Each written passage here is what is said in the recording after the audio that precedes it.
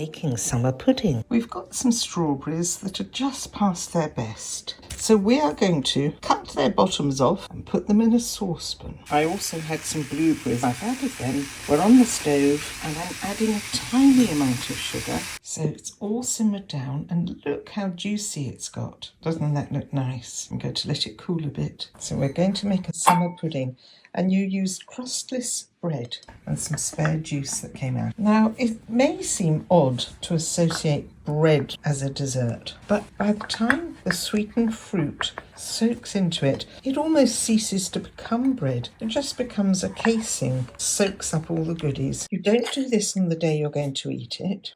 We're having it tomorrow. We've got some lovely friends coming round, and you can weigh it down. So the bread is just providing structure. Again, clean washed hands, you know, we always say this. Press this down. It's going to look like the Chainsaw Massacre, but that's okay because what you do before serving is paint it with the rest of this sauce so the whole thing will be deep red in colour. So we've got some weights on it and it's going to go into our big fridge. So it's time to turn out the summer pudding. Did you see Roger put some blackberry leaves? Whoop!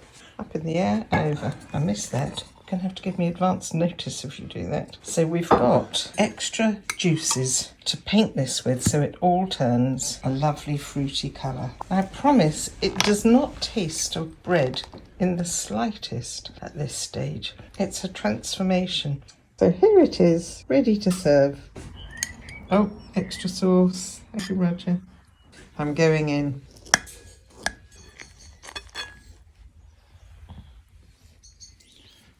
Voila.